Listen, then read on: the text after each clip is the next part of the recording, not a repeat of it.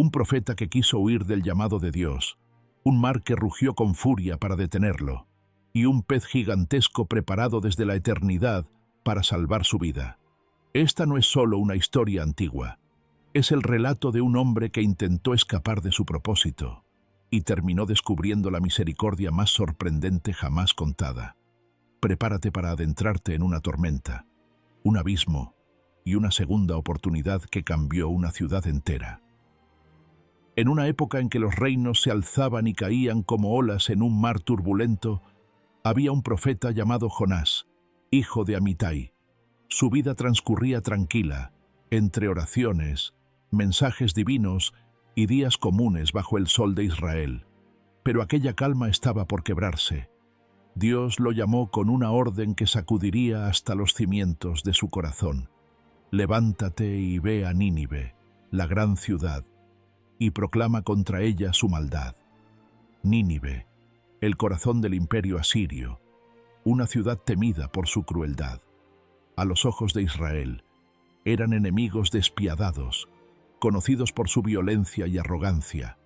¿Cómo podía Dios pedirle que los advirtiera en lugar de castigarlos? Jonás sintió que su misión no tenía sentido. Se rehusaba a creer que los ninivitas merecieran misericordia. Y así, impulsado por el miedo, el orgullo y la confusión, tomó una decisión que cambiaría su destino: huir de la presencia de Dios. Descendió al puerto de Jope y encontró un barco rumbo a Tarsis, en la dirección opuesta a su misión.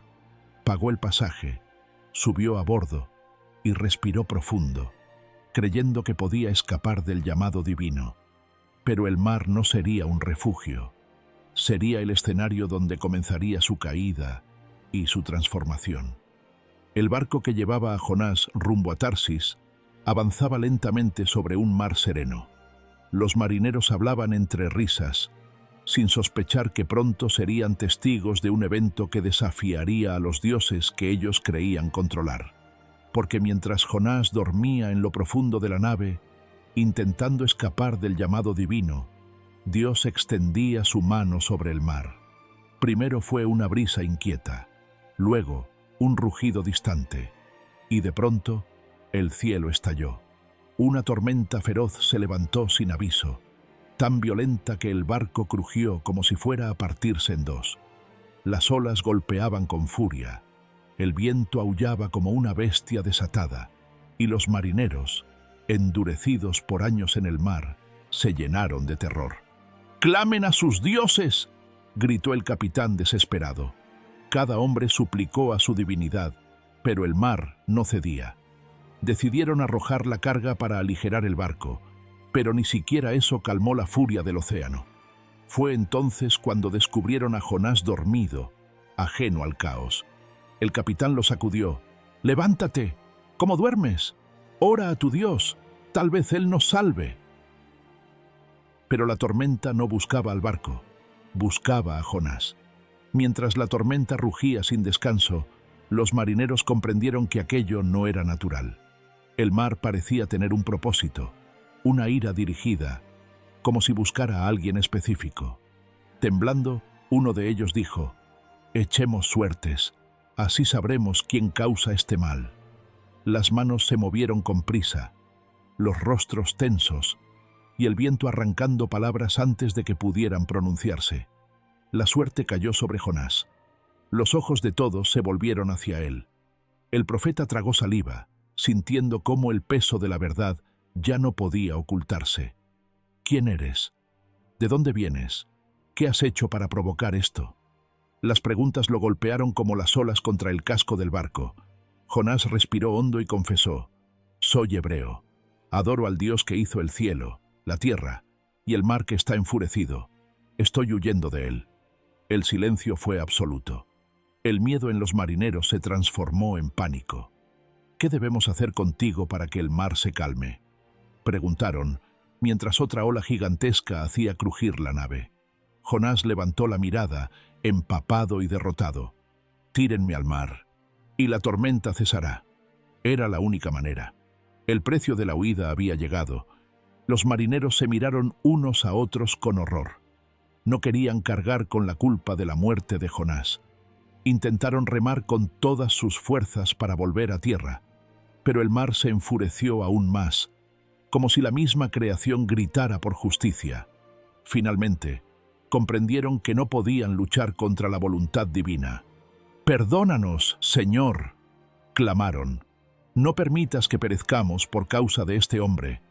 Entonces, con un último gesto de temor y respeto, levantaron a Jonás y lo arrojaron al mar. En el instante en que su cuerpo rompió la superficie, la tormenta se detuvo. El viento se apagó, las olas se calmaron, el barco dejó de crujir. Pero para Jonás, la pesadilla apenas comenzaba. Hundido en la oscuridad del océano, sintió cómo las aguas lo envolvían.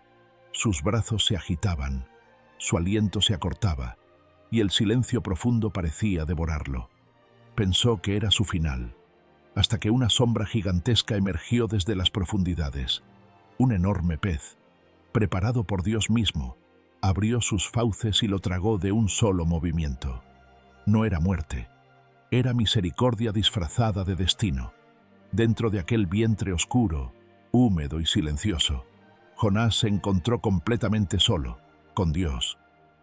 La oscuridad dentro del gran pez era total. Un silencio espeso rodeaba a Jonás, apenas interrumpido por el eco distante de los latidos de la criatura y el movimiento constante del océano. No había luz, no había suelo firme, solo el peso de su propia desobediencia. Por primera vez desde que huyó, Jonás dejó de correr. Allí, en aquel vientre que parecía una tumba viviente, comprendió que no estaba muerto, sino sostenido por la misma mano que había intentado evitar. Y entonces, desde lo más profundo de su angustia, levantó su voz. «En mi aflicción clamé al Señor, y Él me respondió. Desde las entrañas del Seol pedí auxilio, y tú escuchaste mi voz». Sus palabras resonaron en la oscuridad como un ruego, como un despertar. Jonás confesó su rebeldía, recordó la misericordia divina y renovó la promesa que había intentado olvidar. «Lo que prometí, lo cumpliré. La salvación pertenece al Señor». Dios escuchó. 3 días y 3 noches después, cuando el corazón de Jonás volvió a rendirse por completo, el pez abrió su boca y lo expulsó sobre la arena húmeda de la orilla. Jonás cayó exhausto, empapado, pero vivo. Había recibido una segunda oportunidad. Aún con el cuerpo temblando por lo vivido, Jonás escuchó nuevamente la voz del Señor. Esta vez, no sonó como un mandato que podía ignorar, sino como una oportunidad inmerecida. «Levántate y ve a Nínive, la gran ciudad. Proclama el mensaje que voy a darte». Ya no había espacio para la huida. Jonás se puso en marcha, atravesando colinas, caminos polvorientos y regiones hostiles hasta que, finalmente, vio en el horizonte una ciudad tan inmensa que tomaría 3 días recorrerla. Nínive, poderosa, orgullosa, famosa por su violencia y su crueldad. Una ciudad que parecía demasiado grande incluso para el juicio de Dios o para su misericordia. Jonás dio sus primeros pasos dentro de sus murallas y con la voz aún marcada por los días en el abismo, proclamó: «Dentro de 40 días, Nínive será destruida». Aquellas palabras retumbaron por las plazas, los mercados, los templos paganos. La gente se detuvo. Los comerciantes dejaron caer sus balanzas.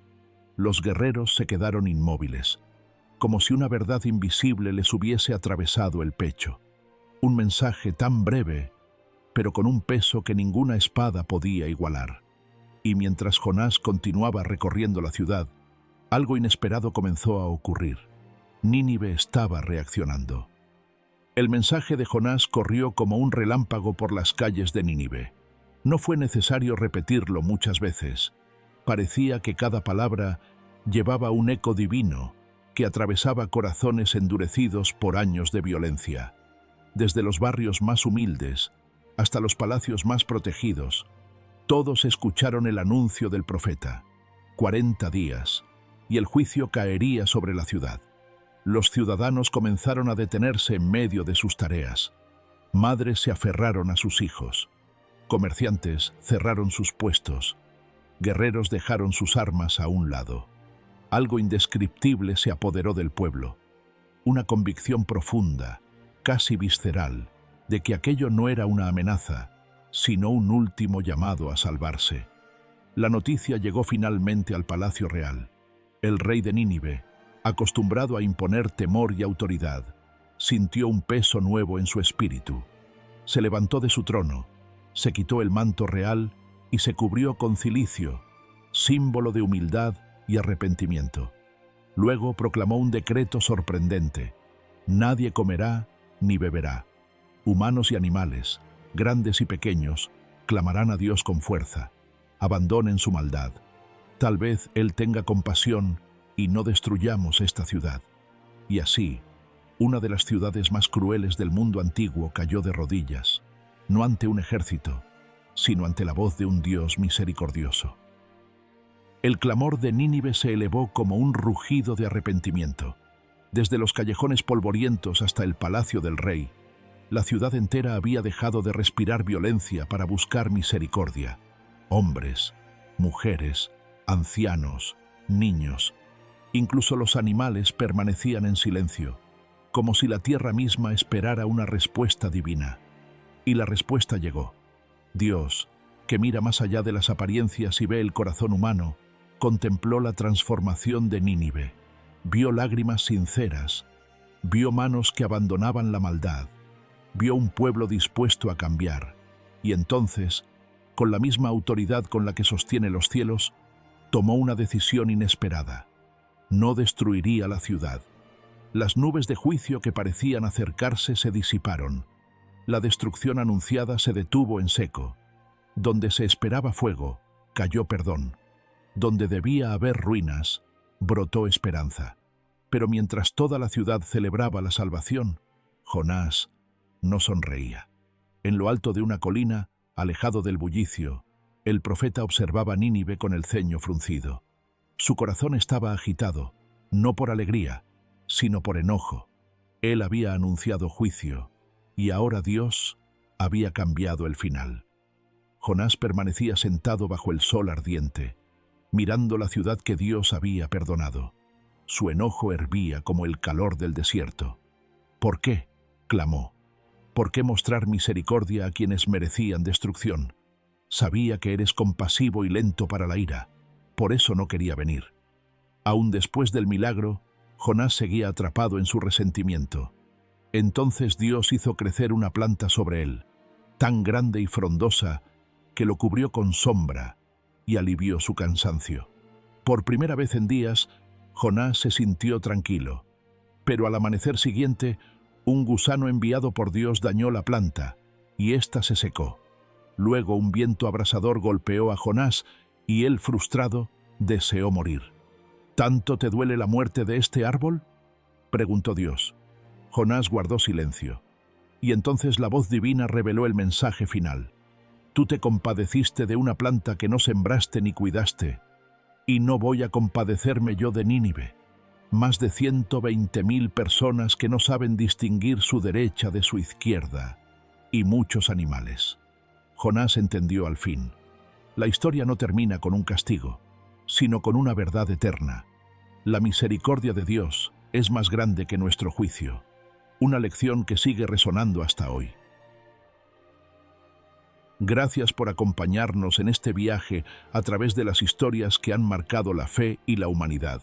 Si esta narración te inspiró, no olvides suscribirte y activar la campanita para seguir explorando juntos las historias más profundas y poderosas de la Biblia. Que la luz y la verdad te acompañen siempre. Hasta el próximo capítulo.